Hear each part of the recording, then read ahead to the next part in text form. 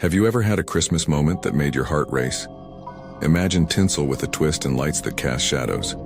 Today, we're unwrapping 3 disturbing true Christmas horror stories, guaranteed to make you rethink that cozy image of Santa. But before we dive in, remember, Christmas may be merry, but today we're dialing up the scare factor.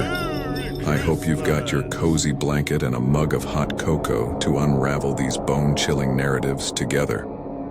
On a cold December night, a week before Christmas, my family decided to celebrate the holidays in our summer house in the quiet Hamptons, New York. The Hamptons are usually peaceful during this time since many of the homes are owned by wealthy people with multiple residences. My dad and I arrived first, as my mom and sister still had work until the following weekend. It was retirement for my dad, and I was on winter break from school. We wanted to enjoy some early time in the Hamptons house, which is located on a quiet dead-end road. My dad took care of turning on the heat and water, typical tasks when returning after months away. With everyone having their bedrooms, I decided to set up my PS3 to play video games in my room. I spent most of the first day there immersed in gaming. That night, a significant snowstorm hit, and we were relieved to be there early, avoiding the challenging road conditions that would follow in a few days. The next morning, when I walked into the kitchen, my dad asked me about the snowman I supposedly built. Confused, I replied, "What snowman?" He pointed out to the backyard, and to my surprise, there was a snowman with 2 feet of fresh snow. It had 2 sticks for arms pointing upward, and someone had carved eyes and a smile on its head. The eyes and mouth of the snowman faced my window. I told my dad I didn't make it, and he thought it was just the neighbor kids playing a harmless prank. The next night, things took a scary turn. I was asleep when I heard a loud thump on my window.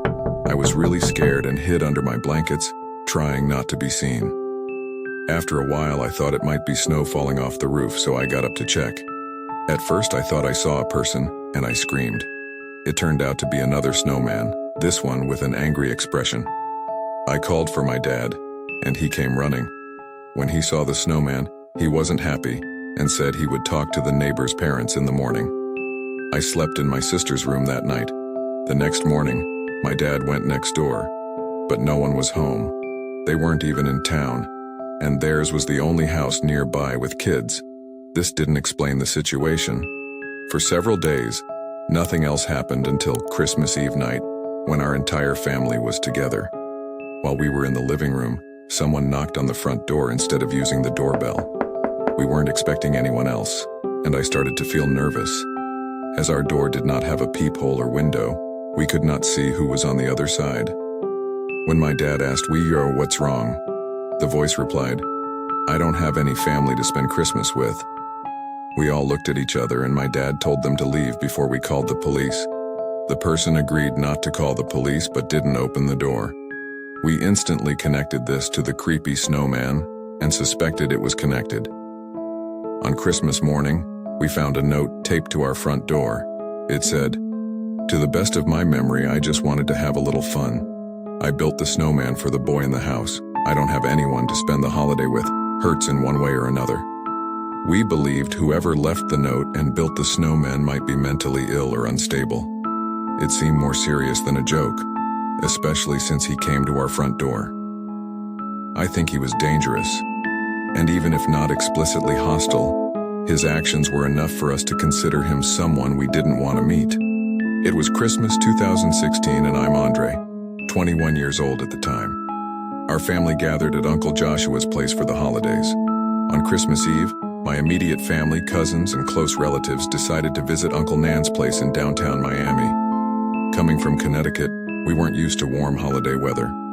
On the Friday before Christmas Eve, my brother Nico and I, being young and single, wanted to go out in Miami. We heard about Christmas-themed parties at clubs and bars. Despite Nico being 18, he had a fake ID, so we thought he'd be okay. We headed to a club on Miami Beach with a Christmas-themed event. The line was filled with people wearing Santa hats, giving it a festive vibe. Unfortunately, our excitement was short-lived when the bouncer at the front not only said it would cost $100 to get in, but also caught Nico's fake ID. Disappointed, we tried a nearby bar instead. We managed to get into this other place where some people were still rocking Santa hats. keeping up the Christmas spirit. While we were at the bar, an older woman struck up a conversation with Nico. I overheard her expressing a preference for younger guys with Hispanic accents, which seemed a bit creepy, but Nico didn't seem to mind. I ended up chatting with a guy next to me at the bar. Suddenly, Nico tapped my shoulder and said he was leaving with the woman. I wished him well and decided to call an Uber back to my uncle's, assuming Nico was spending the night with her. However, during the Uber ride, my phone rang. It was Nico, but the call was full of static, like he might have pocket-dialed me. I heard a male voice in the background that didn't sound like my brother, and then another male voice yelling. I repeatedly said Nico's name, trying to get a response, but the call eventually disconnected. It was a concerning call, given that I thought Nico was with a woman alone. I tried calling him multiple times and finally someone picked up, but it wasn't Nico. It was an older man with a deep voice, saying he found the phone on the sidewalk. I asked if he could drop it off at my uncle's or meet me somewhere. He didn't answer, and I could only hear talking in the background. Then suddenly, Nico's voice screaming my name for help. The call abruptly ended, leaving me panicked. I asked the Uber driver to stop, freaking out as I tried desperately to reach someone in my family. Unfortunately, it was late, and no one was picking up. I explained the situation to the driver, and he advised me to call the police immediately. Following his suggestion, I called the police and they came to my uncle's place. I woke up my family, informing them that Nico was in trouble. I had to describe the woman from the bar and provide details about when Nico left. My dad, the police, and I then went to the bar. During this time, I received a call from a random number. It was Nico. He was out of breath, gasping into the phone, explaining that he was kidnapped and barely escaped it. We all rushed to Nico's location, a sketchy street in North Miami, finding him with a bloody face and 2 black eyes. Nico shared his harrowing story. He left with the woman, who claimed to have called a rideshare. However, upon entering the car, he realized it was a trap. 2 men in the car threatened him, held him down, and claimed they would shoot him if he made noise. They drove for a while, and during this time, one of the men called me, threatening harm if Nico made any sound, which he did, leaving him with a bloody face and black eyes. They broke his phone, stole his belongings, and stopped the car, allowing Nico to escape. They didn't chase him, and the car sped off. Nico believed they intended to kill him and dump his body if he didn't run. The police couldn't identify the woman from the bar in the video footage, and none of the men wore masks, adding to Nico's fear that they might return to harm him. This incident shattered our entire holiday weekend, but we were just grateful that Nico survived. On Christmas night, we were all awakened by Nico's screams in the middle of the night. Nico was screaming, "She's in the house," and I woke him up from whatever nightmare he was having.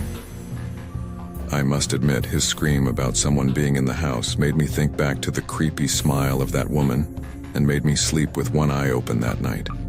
A couple of years ago, my brother George and I bought a small house together.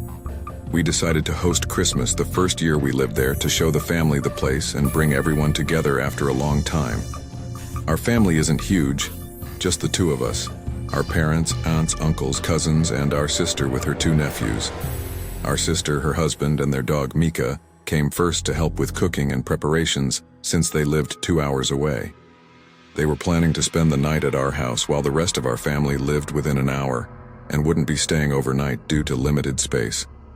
During Christmas dinner, we briefly discussed some recent murders in our area where bodies were found in the woods. It wasn't a topic we dwelled on for long, as our mom and sister wanted to keep the holiday atmosphere positive, especially for the kids. After dinner, we gathered in the living room, enjoyed some wine, and had a Christmas movie playing in the background as we chatted. As the night went on, families slowly left until only my brother, sister, her husband, their kids, and I remained. The kids went to bed, and the 4 of us stayed up later, having more wine. My girlfriend joined us later in the night since her family had all gone home. Eventually, Christmas night came to an end, and it was time to go to bed. I woke up to my girlfriend shaking me in the still dark room. Groggily looking at the clock, it was early in the morning. I asked what the issue was, and she whispered, Listen. I heard Mika growling in the hallway. I got out of bed and went into the hall to see what was happening. To my surprise, the back door was wide open and a chilly breeze hit me in the face. Mika, the dog, was looking outside. I checked to see if anyone was there, and as I stood by the back door, I heard my brother's voice calling my name from the darkness outside. He sounded far away like he was in the woods. Concerned, I went back to my room to inform my girlfriend, putting on my shoes and coat. With a flashlight in hand, I stepped outside, noticing a light dusting of snow on the ground, revealing footprints from the back door to the deck and towards the woods. I yelled George's name loudly, and he responded. But strangely, as I entered the woods, his footprints became faint, almost impossible to follow. I called out asking where he was, but his response was just my name, and his voice stayed at the same distance. Reluctant to go further into the woods, fearing getting lost, I tried calling his phone, but he didn't answer. As I ventured deeper, George's yelling stopped, and there was an eerie silence in the cold. Suddenly, my phone rang, and I answered, hoping it was George. To my surprise, it was my girlfriend who said, "Chet, George is in his bedroom right now." I was baffled because I had been hearing his voice in the woods. I asked her to check if my sister's husband was on the pull-out couch, and she confirmed he was. Feeling a sense of danger in the woods, I ran back towards the backyard light of my house, not stopping until I reached safety. Everyone in the house was now awake, and when I explained the situation, Mika growling, the open back door, and the mysterious footprints, we were all terrified. The scariest part was that I thought I had heard George's voice, and whoever it was knew my name. After debating for half an hour, we decided to call the police. An officer arrived, asked us questions about stolen items or potential threats, and advised us to call if anything else happened. Unsure if it was related to the ongoing murders in the county, the incident left us with no logical explanation. Nothing else occurred after that night, but the fear of going near the woods after dark still lingers. In conclusion, these chilling Christmas horror stories remind us that the holiday season isn't always filled with joy and warmth. From mysterious snowmen to eerie voices in the woods, these unsettling tales leave us questioning the safety of our festive celebrations. If these stories have left you intrigued or sent shivers down your spine, don't forget to hit the like button, share your thoughts in the comments below, and subscribe for more captivating and spine-chilling content. Your support keeps these stories coming, and who knows what mysteries we'll uncover together in the future.